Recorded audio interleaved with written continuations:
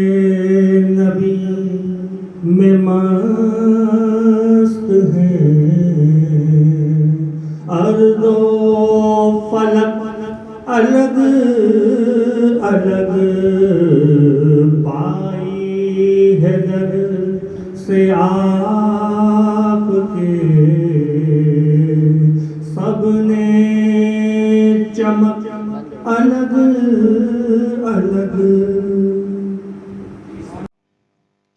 الحمدللہ رب العالمین والعاقبۃ للمتقین والصلاة والسلام علی سید الانبیاء والمرسلین وعلی آلہ واصحابہ اجمعین، اما بعد فاعوذ باللہ من الشیطان الرجیم، بسم اللہ الرحمن الرحیم۔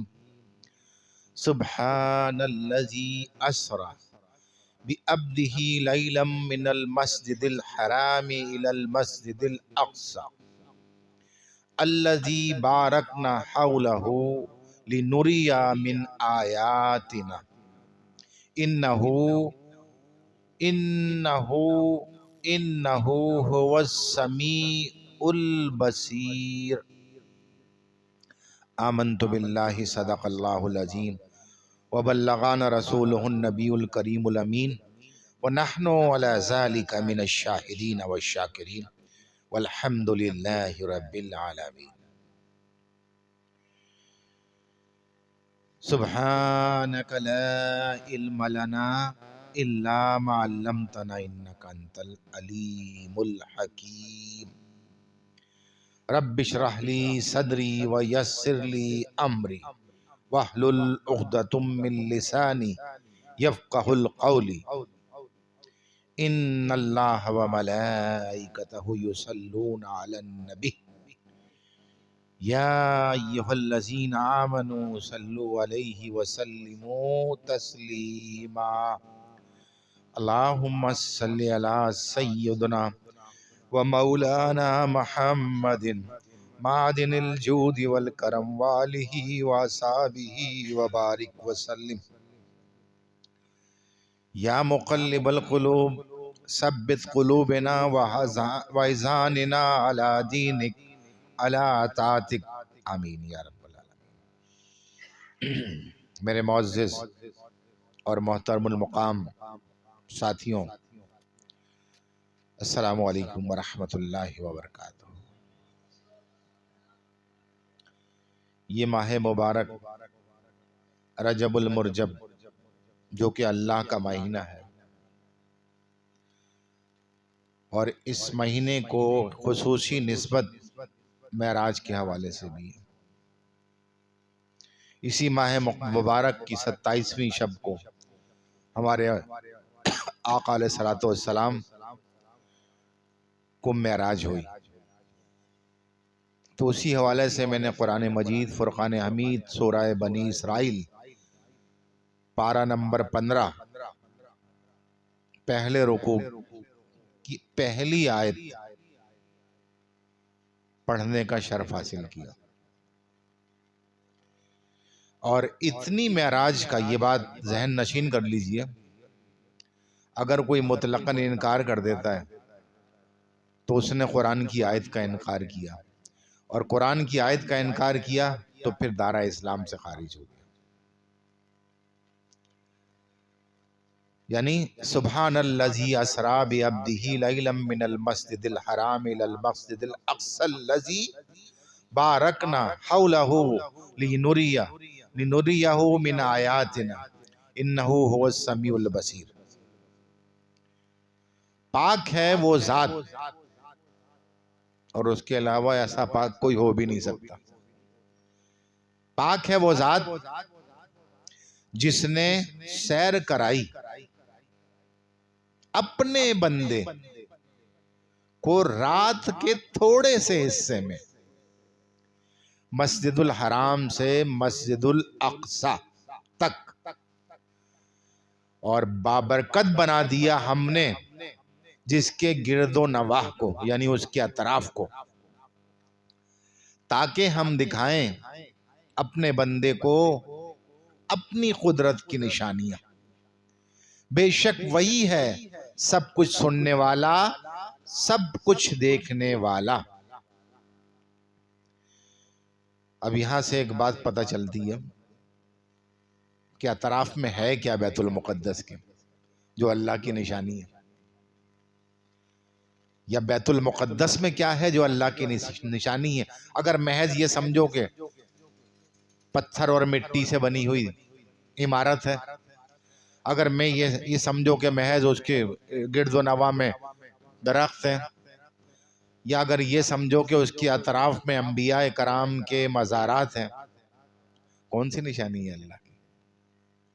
جو اللہ نے اپنے بندے، خاص الخاص بندے جو ہمارے آقا و مولا حضرت محمد مصطفیٰ صلی اللہ علیہ وسلم کو دکھانے کے متعلق اس آیت میں تذکرہ کیا.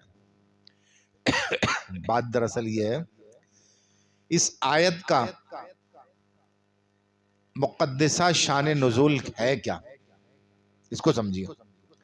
جب سرکار مدینہ صلی اللہ تعالی علیہ وسلم معراج سے واپس تشریف لائے اور اپنی قوم کے سامنے مسجد حرام سے مسجد اقصی تک کہ عجیب اور غریب سفر کو اور آنے جانے کو بیان کیا، تو قوم نے ماننے سے انکار کر دیا.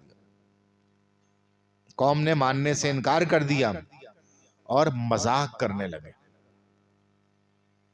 تو اللہ تعالیٰ نے آپ کی تصدیق کے لیے یہ آیت کریمہ نازل فرمائی. اللہ تعالیٰ نے قرآن کریم کی اس آیت میں اپنے حبیب پاک صاحب الاولاق امام الانبیاء حبیب کبریا کی معراج کی ابتدائی منازل کا تذکرہ فرمایا. ابتدائی منازل کا تذکرہ فرمایا. آیت کو سبحان کے کلمے سے شروع کیا. سبحان کے کلمے سے شروع کیا. اس کا معنی کہ اللہ تعالیٰ ہر قسم کے عیوب اور نقائص سے مبرہ اور منزہ ہے. کہ اگر تم اعتراض کر رہے ہو کہ یہ کیسے ہو گیا، تو یہ اللہ نے کیا تو ہو گیا. تم تو ظاہری معنی میں دیکھ رہے ہو، یہ اللہ نے کیا تو ہو گیا. اللہ اکبر. جس سے کفار اللہ تعالیٰ کو متہم کرتے تھے. اللہ اکبر. یہ مت کہو کہ اللہ تعالیٰ کا محبوب کیسے گیا، یہ دیکھو کہ لے جانے والا کون ہے. جب نظر چھوٹے نقطے کی طرف ہوگی تو بڑا نقطہ ہمیشہ عقل سے اور آنکھوں سے دور رہے گا، لیکن جب نگاہ میں وسعت ہوگی تو ہمیشہ نظر بڑے نقطے کی طرف ہوگی.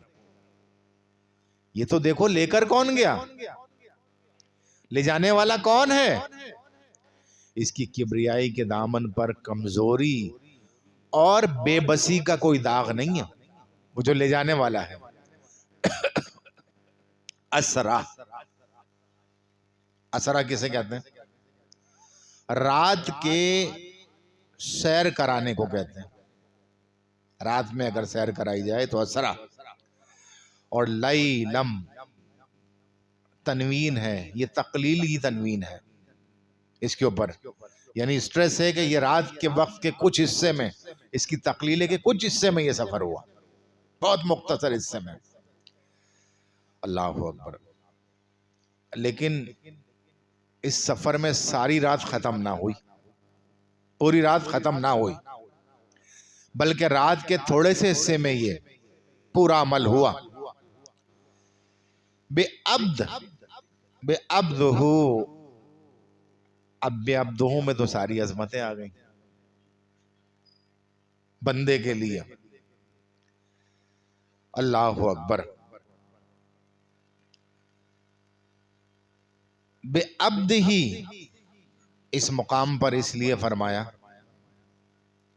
بے عبد ہی اپنے بندے کو اس لیے فرمایا اس مقام پر کہ حضور کی رفت اور شان کو دیکھ کر آپ کی امت، حضور کی شان اور رفت کو دیکھ کر آپ کی امت اس غلط فہمی میں مبتلا نہ ہو جائے جس میں عیسائی کمالات عیسوی کو دیکھ کر مبتلا ہو گئے اور ان کو خدا کا بیٹا کہہ دیا. اس لیے فرمایا بے عبدہی، بے عبدہو میں تو سب کچھ ہے، ساری عظمت ہے، تو فرمایا بے عبدہی. اللہ اکبر. سب کہتے ہیں کہ ہم اللہ کے بندے ہیں، اور جب محبوب کی باری آتی تو رب کہتا ہے میرا بندہ ہے وہ. ہم سب کہتے ہیں نا ہم اللہ کے بندے ہیں، اور اللہ کہہ رہا ہے وہ میرا بندہ ہے جس کو میں نے سیر کرائی. اللہ اکبر. بات دراصل یہ ہے اب اور ہے اور عبدہ اور ہے. عبد اور ہے اور عبدہ اور ہے. جو عبد ہیں وہ اللہ کے حکم کا انتظار کرتے ہیں، اور جو عبدہ ہے خود اللہ اس کا انتظار کرتا ہے. یہ شان ہے اللہ کے محبوب کی. اللہ تعالیٰ نے اپنے حبیب کو سیر کرائی رات کے مختصر حصے میں، مسجد حرام سے لے کر مسجد اقصی تک بابرکت بنا دیا ہم نے جس کے گرد و نواح کو، جیسا میں نے ابھی بتایا. اب بات کرتے ہیں وہ برکتیں کون سی ہیں جو مسجد اقصی کے اطراف میں ہیں. کون سی ہیں جس کی سیر کرانے کے لیے اللہ نے بلایا. مسجد اقصی کے ارد گرد میں باغات ہیں، تو جنت میں بھی باغات ہوں گے. تو چاہتا ہے اللہ نے بار بار کہا ہے نا کہ تم اس دنیا کے چکر میں پڑے ہوئے ہو. اگر تم نے مفہوم بتا رہا ہوں نیکوکاری کا راستہ اختیار کیا تو تمہارے لیے باغات ہیں جن کے نیچے نہریں بہ رہی ہیں، تجری من تحتها الانہار. ایسے باغات ہیں. ظاہر ہے اگر ہم مشاہدہ کریں اپنی زندگی کا تو اگر ہم روزگار کماتے ہیں تو اس لیے کہ ہمیں اس کا بہترین بدلہ ملے جس سے ہماری آسائش پیدا ہو، زندگی اچھی ہو، اسی لیے محنت کرتے ہیں نا. کیا ضرورت پڑ گئی؟ اگر ہم بچوں کے لیے اپنی جان ماری کرتے ہیں تو اسی لیے کرتے ہیں نا کہ ان کا مستقبل اچھا ہو، وہ اچھے انسان بنے. اگر ہم اپنے رہنے کے لیے اچھا گھر بنانے کی کوشش کرتے ہیں کس لیے کرتے ہیں؟ تاکہ ہم آسائش سے زندگی گزار سکیں. یہ تو اس دنیا کا معاملہ ہے. تو اگر اس دنیا میں احکامات خداوندی کی پابندی کی تو پھر وہاں پر یہ ساری راحتیں اور آسائشیں ملیں گی. اس کی مثال میں نے یوں دے کر سمجھایا کہ ہم دنیا میں تو تق و دو کر رہے ہیں، لگے ہوئے نہ دن دیکھتے، نہ رات دیکھتے، نہ بارش دیکھتے، نہ گرمی دیکھتے، نہ دھوپ دیکھتے. نہیں میں نے تو یہ ڈیوٹی بجا لانی ہے ہر صورت میں، کیونکہ اس کے عوض مجھے معاوضہ ملے گا کسی بھی صورت میں ہو. میرے بچوں کے اچھے مستقبل کی صورت میں ہو، اچھی آسائشوں کی صورت میں ہو، اچھے زر کی صورت میں ہو، اچھی رہائش کی صورت میں ہو. اسی تک و دو میں لگے رہتے ہیں نا. اسی لیے تو آج اے کاش کہ ہم اس دنیا میں وہ معاملات بھی اچھے کر لیں کہ تجری من تحتها الانہار والوں میں سے ہو جائیں ہم، کہ جن لوگوں کو یہ انعام ملے گا ہم ان میں شامل ہو جائیں. تو اس کے لیے ہمیں زیادہ پریشان ہونے کی ضرورت نہیں ہے. ہمارے پاس نیم اور قانون اللہ نے بھیج دی ہیں، بس اتباع اور پیروی کرنی ہے، کامیابی خود بخود ہوتی چلی جائے گی. لیکن بس اپنے نفس کو مارنا پڑے گا تھوڑے سی، کیونکہ ہم امین ہیں. ہر بندہ امین ہے، کوئی چیز اس کی اپنی ذاتی نہیں ہے. تو امانت کو کس طرح سے استعمال کیا جاتا ہے، کس طرح سے رکھا جاتا ہے، اسی طرح سے ہمیں اپنے آپ کو اس دنیا میں رکھنا ہے. بہرکیف وہ کون سی برکتیں ہیں جو مسجد اقصی کے ارد گرد ہیں؟ مسجد اقصی کے ارد گرد باغات ہیں، نہریں ہیں، اور انبیاء کرام کے مزارات ہیں. اور کعبۃ اللہ میں بھی انبیاء کرام کے مزارات ہیں. مین کعبۃ اللہ کے اندر انبیاء کرام کے مزارات ہیں، حتیم کے اندر انبیاء کرام کے مزارات ہیں. تو کسی انبیاء کی قبر کا چکا تھوڑی لگاتے ہیں ہم تو اللہ کے حکم سے کعبے کے گرد طواف کرتے ہیں. اللہ کے حکم. تو یہی حکم ہمیں اپنی زندگی میں بھی بجا لانا ہے. اللہ اکبر. حضرت داؤد علیہ السلام کا مزار ہے, حضرت سلیمان علیہ السلام کا مزار ہے, حضرت موسیٰ علیہ السلام کا مزار ہے. معلوم ہوا جہاں انبیاء کے مزارات ہوتے ہیں وہاں پر برکتوں کا نزول ہوتا ہے. اللہ نے فرمایا نا اسی آیت میں بھی میں نے بتایا, لِنُرِيَ مِنْ آیاتنا, تاکہ ہم اسے دکھائیں اپنی نشانیاں. تو پتہ چلا انبیاء کرام بھی اللہ کی نشانیاں, ان کے مزارات بھی اللہ کی نشانیاں ہیں. کیوں کہ خالق اپنی تخلیق کی بنیاد پر اس کی برتری, اس کی شان, اس کی عظمت پہچانی جاتی ہے. تو اللہ کی تخلیق ہے. اللہ اکبر. اللہ تعالیٰ کے حبیب جب سیر معراج کو نکلے تو اللہ تعالیٰ نے کسی فرشتے کی ڈیوٹی نہیں لگائی, کسی ایک فرشتے کی ڈیوٹی لگا دیتے کہ میرے حبیب کو مقامات دکھاؤ. بلکہ اللہ تعالیٰ فرماتا ہے جب میرا حبیب سیر کو نکلا تو ہم خود اپنے حبیب کو برکت والے مقامات دکھا رہے تھے, ہم خود دکھا رہے تھے, میرا حبیب دیکھ رہا تھا.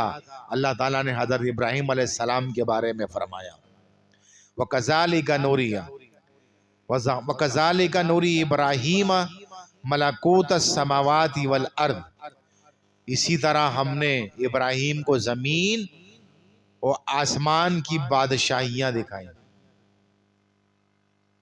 اللہ تعالیٰ نے ابراہیم علیہ السلام کو زمین اور آسمان کی بادشاہیاں دکھائیں.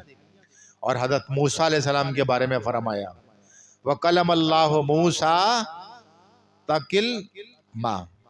تُكَلِّمَ, کیا فرمایا وَكَلَمَ اللَّهُ مُوسَىٰ تَكْلِيمًا. اللہ اکبر.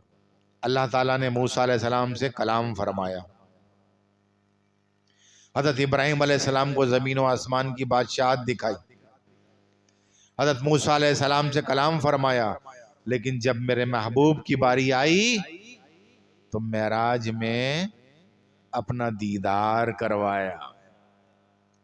ان اللہ هو السمیع البصیر, بے شک وہ سننے والا بھی ہے اور دیکھنے والا بھی ہے.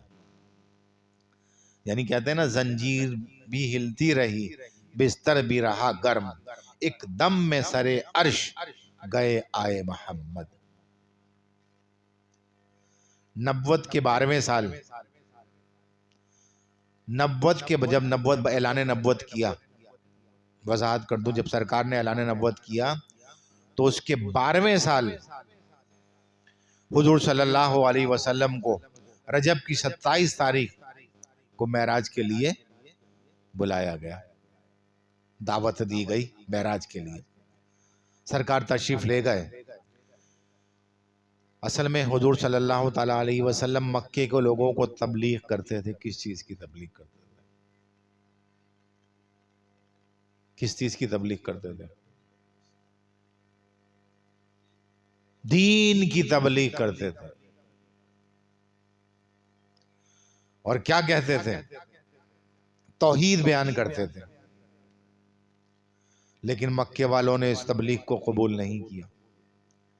تو سرکار دو عالم صلی اللہ علیہ وسلم نے طائف کا رخ کیا کہ شاید یہ لوگ قبول کر لیں اس دین کی تبلیغ کو اور اس توحید کو. جب توحید کی دعوت دی اور اللہ کا قرآن سنایا اور فقولوا لا الہ الا اللہ کی دعوت دی کہ کہو لا الہ الا اللہ, نہیں کوئی معبود سوائے اللہ کے, تو وہ آپ کے دشمن بن گئے اور سخت قسم کی ایذائیں سرکار دو عالم صلی اللہ علیہ وسلم کو دیں اور بہت ظالمانہ برتاؤ کیا آپ کے ساتھ. اس وقت رحمت العین نے محبوب خدا یعنی حضرت محمد مصطفیٰ صلی اللہ علیہ وسلم کو اپنی عظمت کی نشانیاں دکھانے کے لیے عالم بالا میں بلایا کہ میرے محبوب آ جاؤ. کب بلایا؟ جب اذیتیں صحبتیں جھیل لی تو کہا محبوب پریشان نہیں ہو، یہ تو ہم دیکھ رہے تھے، تم تو ثابت قدم ہو، پکے ہو، استقامت سے قائم ہو اس پر، جب کہ تمہارے اوپر ایذائیں اور تکلیفیں آ رہی ہیں، لہٰذا ہم تمہیں اپنی نشانیاں دکھائیں گے۔ اللہ اکبر۔ اب واقعہ طائف جو ہے اس کے بعد اور ہجرت سے پہلے سرکار دو عالم صلی اللہ علیہ وسلم کو یہ معراج ہوئی ہے۔ تو مکے میں تھے جب واقعہ طائف ہوا ہے، اور مکے میں ہجرت سے پہلے تھے۔ تو ایک غلط فہمی دور کرنا چاہتا ہوں۔ بعض لوگوں کو اعتراض کرتے ہیں کہ حضور آسمانوں پر کیسے تشریف لے گئے اور کس طرح واپس آ گئے۔ یہ بات سوچنے اور سمجھنے والی، کیسے تشریف لے گئے اور کس طرح واپس آ گئے۔ حضرت آدم علیہ السلام جنت میں رہتے تھے، دانہ گندم کھانے کے بعد اللہ تعالیٰ نے فرمایا اتر جاؤ، قُلْنَا اهْبِطُوا مِنْهَا جَمِيعًا،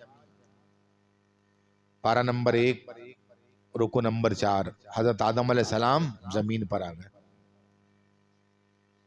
کیسے آ گئے بھائی؟ زمین پر آ گئے، یہ تو آنے کی مثال ہو گئی۔ اعتراض کرتے ہیں نا کہ سرکار کیسے زمین پر آ گئے اگر چلے گئے تھے تو جیسے آدم علیہ السلام آیا ایسے ہی آ گئے۔ اب جانے کی مثال بھی دے کر آپ کو سمجھاتا ہوں۔ آج تک کسی نے انکار نہیں کیا حضرت آدم علیہ السلام کے آنے کا، سب تائید کرتے ہیں اس بات کی، بلکہ حضرت آدم کی اماں حوا بھی ساتھ میں آئیں گی۔ آدم علیہ السلام تو نبی ہیں نا، اماں حوا تو نبی نہیں ہے، تو ان کا بھی انکار نہیں کیا کسی نے۔ تو یہ قدرت والے رب کی طرف سے، تو سرکار کا یہ جانا بھی معراج پر قدرت والے رب کی طرف سے۔ اب بات آتی ہے حضرت عیسیٰ علیہ السلام کے متعلق۔ قرآن میں آتا ہے وَمَا قَتَلُهُ يَقِينًا بَلْ رَفْعَهُ اللَّهُ إِلَيْهِ، اور بے شک انہوں نے اس کو قتل نہیں کیا بلکہ اللہ نے اسے اپنی طرف اٹھا لیا۔ پارہ نمبر 6 رکو نمبر 2۔ یہ جانا سمجھ میں آیا؟ کیا موت واقع ہوئی تھی؟ اللہ تو قرآن میں یہ کہہ رہا ہے۔ تو وہی لوگ انکار کرتے ہیں جو قرآن کو مانتے بھی ہیں، کہتے ہیں یہ ممکن کیسے؟ تو ایسے ممکن ہے جیسے عیسیٰ علیہ السلام چلے گئے۔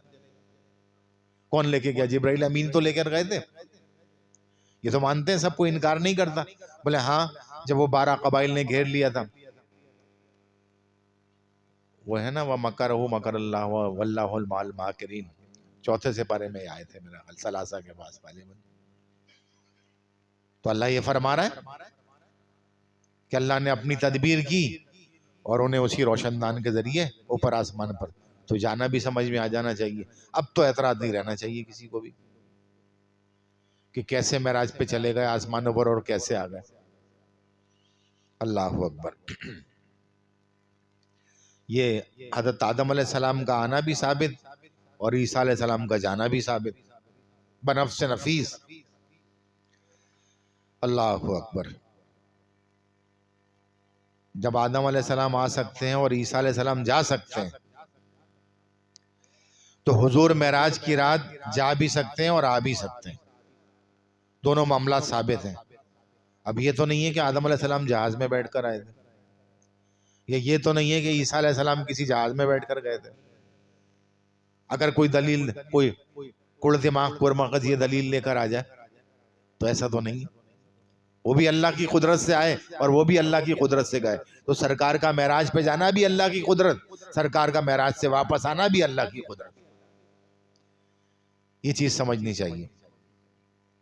اب رہا وقت قلیل کی بات، حضور اصل میں جب اس دنیا کے حصار سے باہر نکلو نا تو وقت اسٹل ہے، یہاں وقت چل رہا ہے وہاں وقت ساکن ہے، اس کی حدود سے باہر نکل جاؤ۔ تو اللہ تبارک و تعالیٰ نے اس وقت کو ساکن کر دیا تھا۔ اس وقت کی سکونت کے بعد سے کاہن و نجومیوں کا حساب کتاب گڑبڑ ہو گیا، کیونکہ وہ ساتق ہو گئی ان سے ساتوں کی بنیاد پہ کیلکولیشن ہوتی ہے نا، تو اب بالکل پرفیکٹ حساب نہیں آتا ان کا، فرق آ جاتا ہے. پریڈکشن کرتے ہیں، صحیح بھی ہو جاتی ہیں، غلط بھی ہو جاتی ہیں. پہلے بڑی ایکوریٹ کرتے تھے، اب نہیں ہو پاتی، کیونکہ جب معراج ہوئی تو وقت کو اللہ نے ساکن کر دیا تھا. جو چیز جہاں تھی وہیں کھڑی رہی. تب ام ہانی جو کہ آپ کی چچا زاد بہن ہے، حضرت علی کرم اللہ وجہ الکریم کی سگی بہن ہے، حضرت ابو طالب کی صاحبزادی ہیں. ان کے گھر آپ، جن کا گھر حتیم کعبہ سے قریب تھا. کعبۃ اللہ پہلے مستطیل تھا، مربع نہیں تھا، اور ابھی بھی مربع نہیں ہے.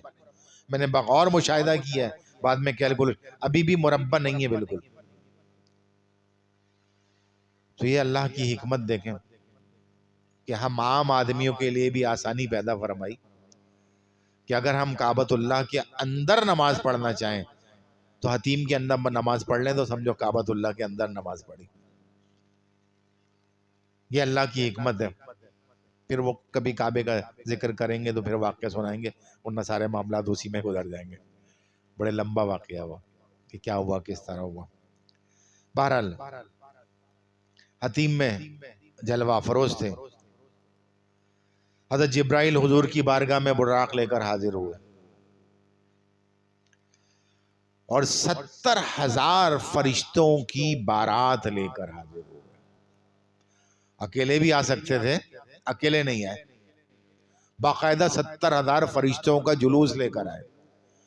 تو ہم جو خوشی کے موقع پر جلوس نکالتے ہیں نا، یہاں سے بھی ثابت ہے وہ، اگر ہم خوشی کے، لیکن جلوس ثانوی چیز ہے، احکامات الہی کی پاسداری وہ اول چیز ہے، اس کی پابندی لازم ہے. ہم اس کو چھوڑ کر خالی اس کی پابندی کر کے معاملات کریں تو ایسا صحیح نہیں ہے.